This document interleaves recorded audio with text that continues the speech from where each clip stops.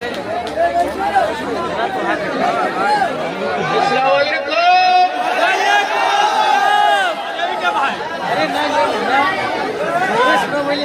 महफिल, एक थोड़ी सी संजीदा गुफ्तगू ये है। कभी माज साहब जो पत्रकार हैं जिन्हें मैं नहीं जानता, पहली मुलाकात हुई है।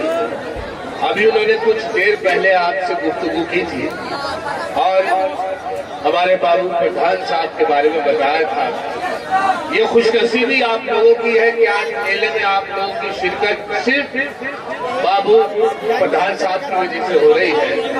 और मैं शुक्रगुजार हूँ वसीम साहब का, जिनका उतना ही बड़ा हाथ है जितना हमारे बाबू पठान साहब का है कि टीम उन्होंने सेलेक्ट की और आपसे हाजिर हुआ। मैं दूसरी मरतबा आपकी खिदमत में मेरा ख्याल से हाजिर हुआ, जहाँ तक मुझे याद है। बहरहाल कुछ ऐसा भी हुआ है मुशायरे में कि मुशायरे को मुशायरा बनाया है और ये वसीम साहब को मुबारकबाद खास तौर से पेश करता हूँ पठान जी के साथ साथ कि आज एक ऐसे शायर को, क्योंकि देखिए शायर की जो खास तौर से खिदमत होती है वो इस तरीके से होती है कि एक शायर को लेके जाता है। तो आज के मुशायरे में मैं डॉक्टर साहब को लेकर जाऊंगा।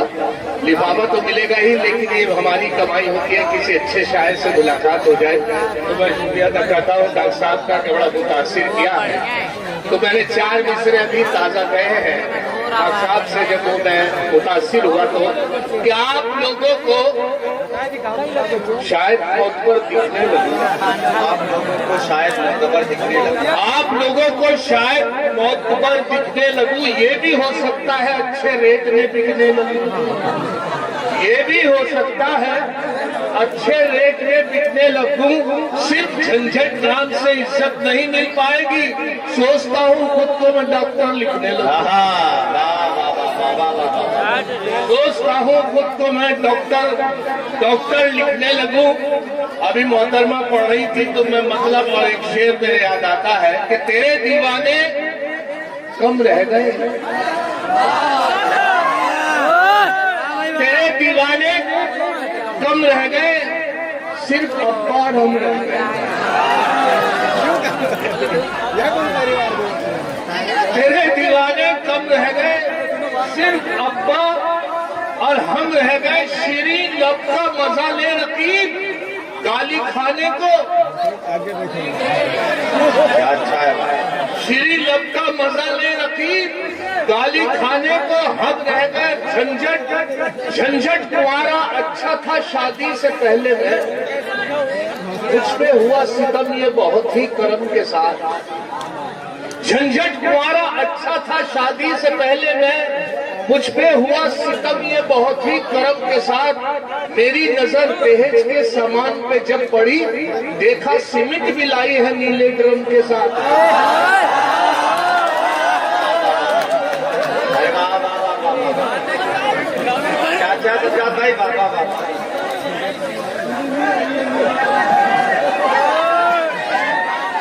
एक बार फिर के लिए जोरदार तालियां बजती हैं यार आपकी। झंझट कुंवारा अच्छा था शादी से पहले में, मुझ पे हुआ सितम ये बहुत ही करम के साथ। मेरी नजर दहेज के सामान पे जब पड़ी, देखा सीमेंट भी लाई है नीले ड्रम के साथ। और बचता ये फिर रहा हूँ बेगम से आजकल, बचता ये फिर रहा हूँ बेगम से आजकल। कितना है प्यार पूछने को जिद पे अड़ी है, कितना है प्यार पूछने को जिद पे अड़ी है। मैंने कहा था देख लो दिल चीर के मेरा, उस दिन से लेके चाकू मेरे पीछे पड़ी है। उस दिन से लेके चाकू। एक मोहतरमा जो थी वो कपड़े की दुकान में भी बैठी थी, मुझे भी अपना सूट का कपड़ा लेना था। और देखिए साहब, उस मोहतरमा ने दुकानदार को बहुत देर से परेशान किया। तो दुकानदार ने पूछा, मोहतरमा आप कैसा सूट लेना पसंद करेंगी? लेकिन मैं ऐसा सूट चाहती हूँ कि सारे का सारा महल्ला मेरे पीछे। फिर तो कपड़ा ले जाओ।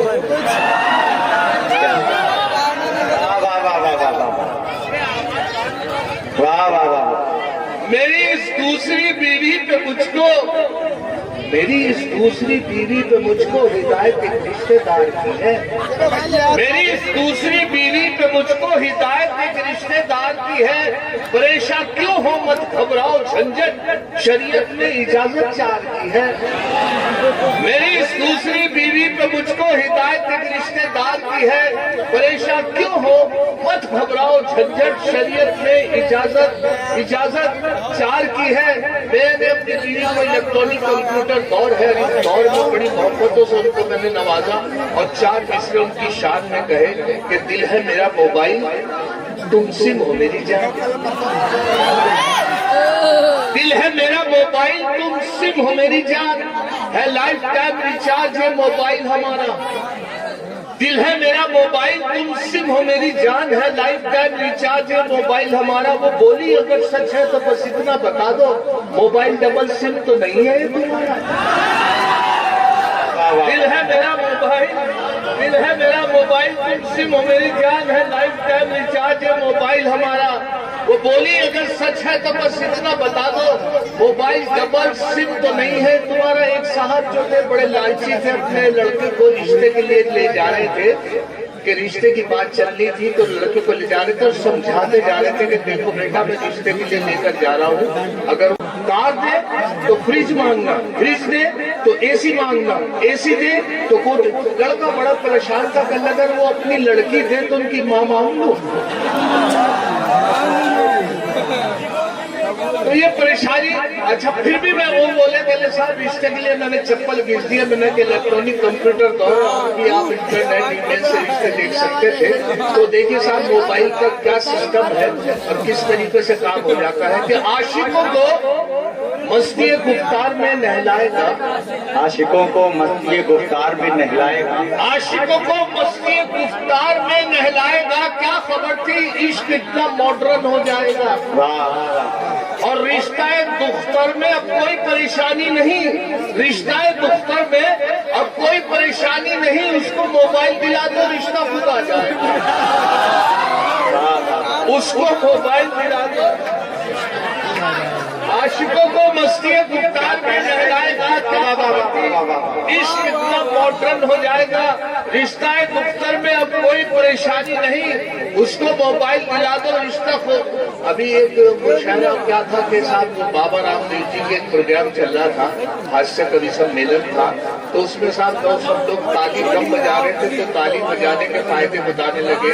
तो वो साहब मैं जब घर पहुंचा तो देखिए हमारे घर की सब लेडीज ऐसे नाखून बन रही थी। मैंने पूछा कि आप ये नाखून क्यों बन रही है? कहला बेबी बाबा रामदेव जी का प्रोग्राम देखा टीवी पर, तो वो ऐसे बता रहे थे कि ऐसे नाखून बनने से बाल बढ़ जाते हैं। तो मैंने भी साहब थोड़े दिन तक मैंने तो देखा क्या साहब, मैंने पूछा आप नहीं मली? मेरी मौसी थी। मैंने कहा आप भी तो मलिए। कहले मैंने मले थे 10 दिन तक। मैंने फिर कहले मैंने मुझे निकल लिया। तो ये अक्सर ताली बजाने के फायदे भी होते हैं, नुकसान भी होता है। अब आप मैं आपसे 4 बिजनेस कर रहा हूँ, वो इस तरीके से कि सब अब आ भी जा न नखरे न झंझट दिखा मुझे, अब आ भी जा न नखरे न झंझट दिखा मुझे। ठंडी हवा है आज ये मौसम भी सर्द है और ला सकता हूँ मैं चांद सितारे भी तोड़कर, लेकिन मैं क्या करूँ मेरे घुटनों में दर्द है।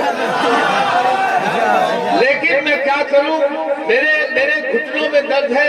और हुआ ये कि साहब अभी मेरे यहाँ एक मेहमान आ गया, 14-15 दिन तक वो मेहमान अंदर घर में रहे। और वो उत्तराखंड का मैं रहने वाला हूँ, उत्तराखंड रुड़की से कलियर शरीफ से हाजिर हुआ। आस्थाने से ताल्लुक है, मेरे सिलसिले का आदमी हूँ, तो आस्थाने से मेरी हाजिरी होनी थी, कलियर शरीफ से वाबस्ता हूँ। तो इसी वजह से साहब मैं अक्सर मजार के मुशायरों में बगैर कुछ करे वसीम साहब ने हुक्म किया, मैं हाजिर हो गया।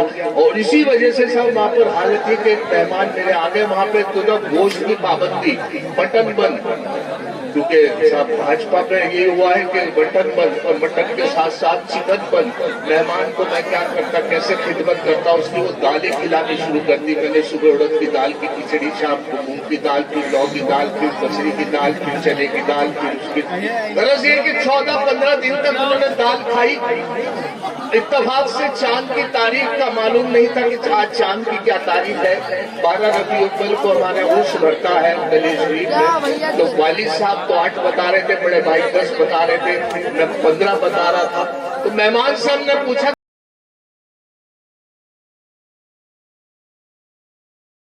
चांद की क्या तारीख है। 12 रबी अव्वल को हमारे उर्स भरता है गले शरीफ में। तो वालिद साहब तो 8 बता रहे थे, बड़े भाई 10 बता रहे थे, मैं 15 बता रहा था। तो मेहमान साहब ने पूछा कि मेहमान साहब ने हजरत आप बताइए आज चांद की क्या तारीख है। वो बोले कि चांद का तो मालूम नहीं, लेकिन हाँ काल भी 14 है। क्या अच्छा है बाबा। तो ये जब उन्होंने इस तरीके से ये एहसास दिलाया कि मुझे 15 दिन दाल खाते हो गए 14 दिन, तो मेरी वाइफ ने कहा कि दाल से परहेज करना चाह रहे हैं कुछ और।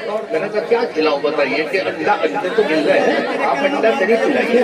तो बहुत अच्छे अंडे लाया, अंडे लाकर उनके सामने बहुत अच्छी डिश बनाई, अंडा करी उनके सामने पेश की। अब ये मेरी बदकिस्मती थी कि साहब उनको एलर्जी थी अंडे से, या उनको डॉक्टर ने मना कर रखा था, या एसिडिटी बनती थी।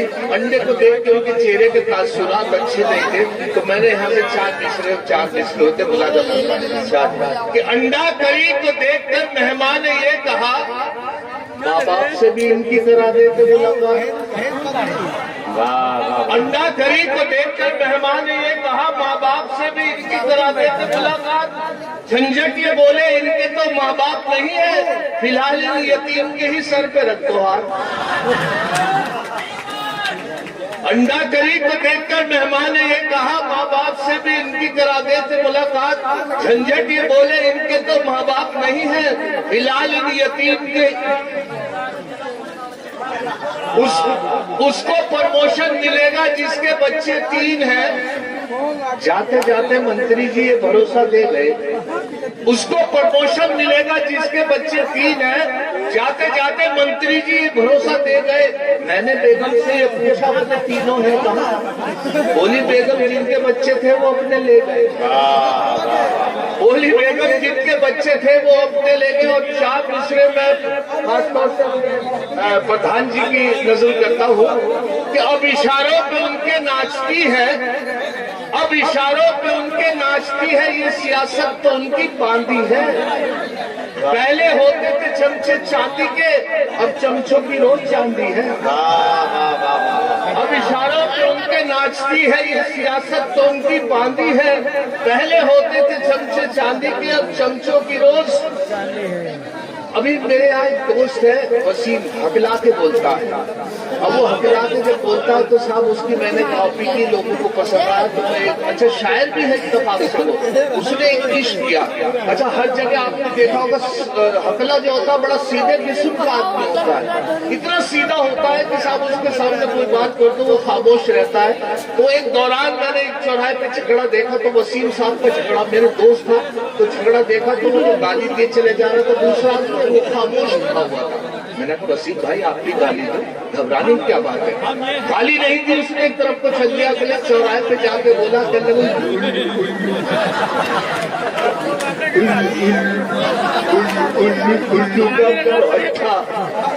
मैंने भाई झगड़ा तो वहां हुआ, गाली यहाँ दे रहा हूँ। जब मैं तुम्हारी साथ था तो घबराने की क्या बात थी। कह लगे ये बात नहीं है। मेरा फिर कल शुरू तो वही करी थी, निकली। अच्छा एक और छोटी सी बात सुन ले। छोटी सी बात ये है कि साहब मुझे बहुत पसंद है वो बात, तो अक्सर मैं वो जब मुझे पसंद है तो आपको भी पसंद आएगी। वो इस तरीके से कि एक साहब अकेलाते बोलते थे उनकी शादी हो गई, और शादी की पहली रात जब वो अपनी वाइफ के पास पहुंचे तो लंबा सा घूंघट निकाले बैठी थी। कहीं पहुंचे, बैठने पहले तो बैठने की इजाजत मांगने लगे, जब कोई जगह नहीं मिला वो खुद ही बैठ गए, और बैठने के बाद वो घूंघट हटाने के लिए कहने लगे। जब कोई जवाब नहीं मिला तो साहब वो बड़े परेशान, क्या माहौल था उस कमरे का, पहले बैठने की इजाजत मांगने लगे, जब कोई जवाब नहीं मिला खुद ही बैठ गए, बैठकर घूंघट हटाने। करीब पहुंचे, बैठकर पूछा तुम्हारे भाई तो बैठ कर। जब कोई जवाब नहीं मिला वो खुद ही बैठ के कहने लो। अब घूंघट हटाने के लिए कहने लगे अपनी वाइफ से कि अरे भाई ये तो हटा दो। घूंघट के अंदर से आवाज आई कि तुम्हें हटा दे। कहने लगे कमाल हो गया, तुम तो मेरी बहन निकली। उनका झगड़ा हो गया। झगड़े के बाद उनके हुआ ये कि साहब वो इजहार करने के लिए अपने प्यार का इजहार करके उसके घर पहुंच गए। अब अगले से कौन प्यार कर रहा था, तो उनके वालिद साहब ने उनकी पिटाई की। अब मैंने देखा मायूस फिर रहे थे, तो मैंने उनसे पूछा, मैंने कहा आजकल इश्क कैसे चल रहा है, तो इश्क के बारे में बताने लगे। वो कहने लगे सारे आरजू का पीटा गया अलग। सारे आरजू अलग और बालों का मेरे सर से सफाया हुआ। मत पूछिए कि कैसी कयामत गुजर गई भाई जब उसका मुझको पकड़ ले गया।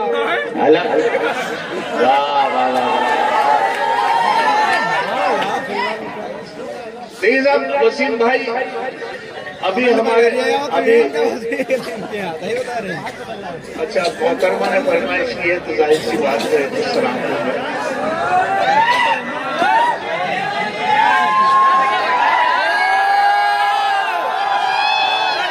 अब ये नहीं पता चल पा रहा है कि आप मुझसे खुश होकर दाद दे रहे हैं या उनकी फरमाइश पर दाद दे रहे हैं। बहरहाल आप सुने साहब, खासतौर से मैं चांदनी शमीम साहिबा जो बैठी है बहुत अच्छी शायरा है और वो मुनवर स्टेज है, इस वजह से वो भी काम रखती है अपना। तो मैं ये अर्ज कर रहा था कि साहब एक साहब का मुशायरा था और मुशायरे में ये पाबंदी थी कि शायरों की तादाद ज्यादा थी, तो उस वजह से ये पाबंदी थी कि कोई भी शहर का शायर नहीं पढ़ेगा, मुकामी शायर नहीं पढ़ेगा, सब बैरूनी सब बाहर के शायर पढ़ेंगे। लेकिन एसडीएम साहब ने पैसे दे रखे थे, इजाजत दे रखी थी मुशायरे की। उनका भतीजा था, कन्वीनर को बुलाया कि मेरा भतीजा, वो शायर नहीं था, सिर्फ किसी की गजल पढ़ना चाहता था। वो सारी दिन याद थी उसने, एक पर्चे पे लिख ली और वो पर्चा जो था वो कुछ याद हो गई, कुछ सोचा कि जब खुलूंगा तो पर्चा निकाल लूंगा। इत्तेफाक से उसने पैंट की जेब में रखा, जब वो कपड़े बदल के आया तो पैंट की जेब में ही रह गया पर्चा। अब उसे पता नहीं था, उसे तो ये विश्वास था, भरोसा था कि शायद मेरी पैंट की जेब में है। अब मुशायरा नाज़िम ने जैसे उसका नाम पुकारा तो वो माइक पे आया। अब मतला पड़ा, मतले का मिसरा उला जो था, पहला मिसरा वो उसके याद था, मिसरा सानी वो दूसरा मिसरा भूल गया, पढ़ा था। अब देखिए क्या बात क्या उसने लगाई है, मुझे बहुत अच्छा लगा। मुशायरे पे आपको शायद पसंद आया तो उसने पहला मिसरा लगाया कि जली शम्मा हुआ परवानों का खून, जली शम्मा हुआ परवानों का खून,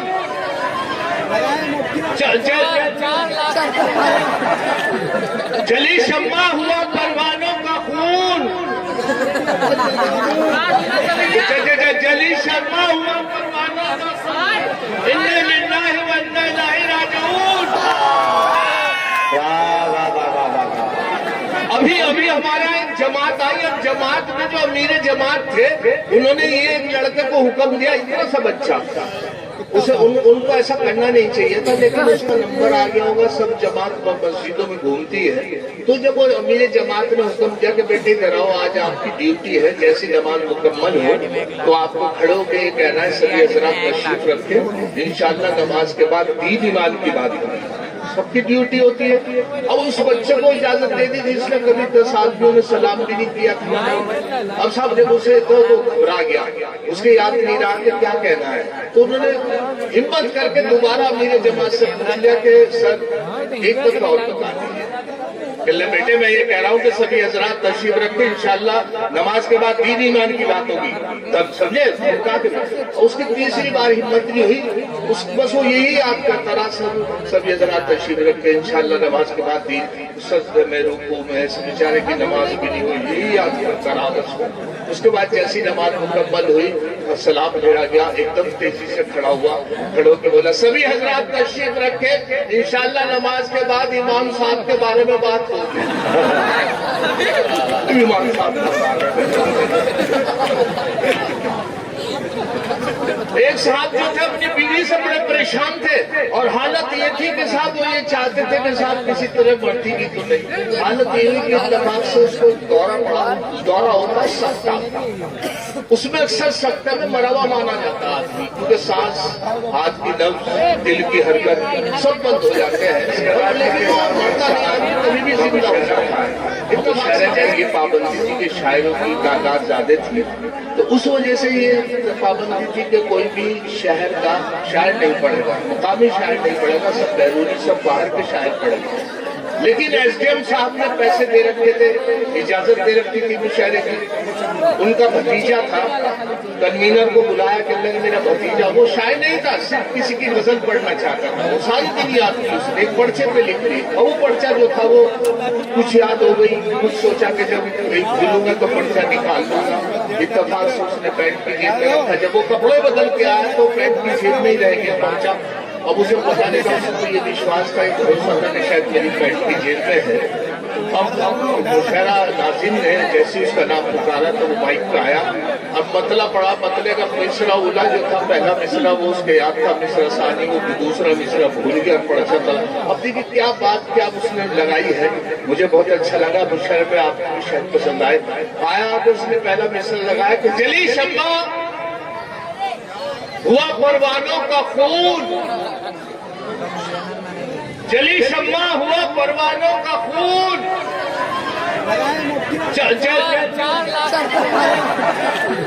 जली शम्मा हुआ परवानों का खून, जली शम्मा हुआ परवानों का खून, इन्ना लिल्लाहि व इन्ना इलैहि राजिऊन।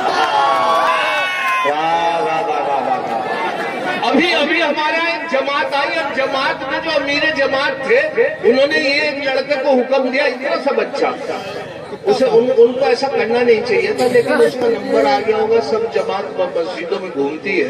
तो जब वो अमीर जमात ने हुक्म दिया कि बेटे इधर आओ, आज आपकी ड्यूटी है, जैसी नमाज मुकम्मल हो तो आपको खड़े होकर कहना है सभी हज़रात तशरीफ रखें, इंशाअल्लाह नमाज के बाद दीद ईमान की बात करें, सबकी ड्यूटी होती है। अब उस बच्चे को इजाजत दे दी थी, इसने कभी 10 आदमियों ने सलाम भी नहीं किया था। अब साहब जब उसे तो घबरा गया, उसके याद नहीं रहा कि क्या कहना है, तो उन्होंने हिम्मत करके दोबारा मेरे जमात से पूछ लिया कि सर एक दफा और बता दीजिए, बेटे मैं ये कह रहा हूँ कि सभी हजरात तशरीफ रखें, इंशाअल्लाह नमाज के बाद दीन ईमान की बात होगी, तब समझे।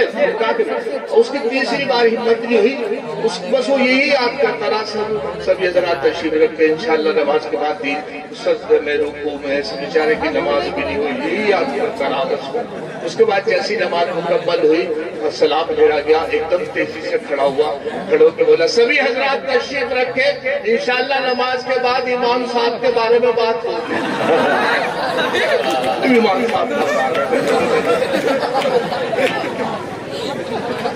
एक साहब जो थे अपनी बीवी से बड़े परेशान थे और हालत ये थी कि साहब वो ये चाहते थे कि साहब किसी तरह बढ़ती की तो नहीं, हालत ये हुई कि दिमाग से उसको दौरा होता है सख्ता, उसमें अक्सर सख्ता में मरवा माना जाता है आदमी, क्योंकि सांस, हाथ की नब्ज, दिल की हरकत सब बंद हो जाते हैं, और लेकिन वो मरता नहीं, आदमी कभी भी जिंदा हो सकता है। इत्तेफाक से जैसे उनके दौरा पड़ा, वो दिल की हरकत भी बंद हो गई, सांस भी बंद हो गया, तो एकदम वो बहुत खुश हुए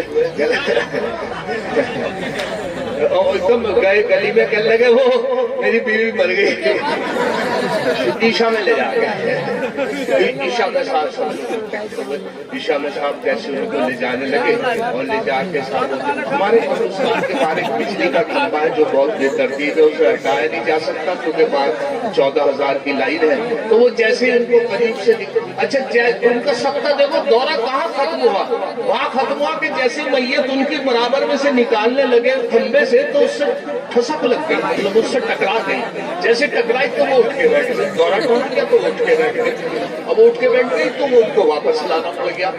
5 साल जिंदा रही, परेशान करे रखा अपने को। इत्तेफाक से 5 साल बाद अल्लाह का करना ऐसा हुआ कि सब सच में इंतकाल हो गया, और सच में जब इंतकाल हो गया तो वो साहब फिर महल्ले में पहुंचे, कहले साहब वो मेरी बीवी मर गई थी, अब असर में ले जाएगा।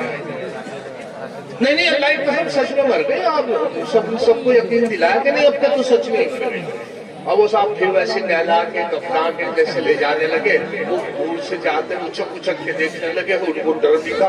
कैसे वो करीब पहुंचे वो उसके गेट के सामने खंबे के पास, तो वहीं से चिल्ला के बोले खंबा बचा के। वाह वाह वाह वाह। एक अगर मिसरा किसी का ले लिया जाए, शायर का, किसी भी शायर का 3 मिसरे अपने लगाए जाए तो उसे तस्वीर कहते हैं। तस्वीर मैंने की है, मुजफ्फर रज़वी साहब शायर हुए हैं, उनकी एक शेर मुझे बहुत पसंद था कि जब भी देखा है तारीफ की नजरों ने, लम्हों ने खता की थी आदाब। अच्छा मैंने पैसे बचाए माशाल्लाह। नहीं खंबा तो बचा के, लेकिन पैसे बचा के। बहरहाल ये मैं शुक्रिया अदा करता हूँ, हौसला अफजाई है, ये कोई वो जो रकम नहीं होती है लेकिन नजराना है। मैं तहे दिल के साथ भाई साहब का शुक्रिया अदा करता हूँ कि मुझे हौसला अफजाई की। बहरहाल मैं अर्ज कर रहा था कि साहब एक बहुत मशहूर शेर है एक शायर का कि जब भी देखा है तारीफ की नजरों ने, लम्हों ने फतह की थी सदियों ने सजा पाई। तो लम्हों ने फतह की थी सदियों ने सजा पाई, इसमें 3 मिसरे 3 पंक्तियां 3 लाइनें मैंने लगाई है। मुलाज़ा करें कि एक बार उसे मैंने बस आंख यूं ही मारी थी, एक बार उसे मैंने बस आंख यूं ही मारी थी, वो बन के मेरी बेगम घर साथ चली आई। अब हाल मेरा यह है 10 बच्चों का अब्बा हूँ, लम्हों ने कथा की थी सदियों ने सजा।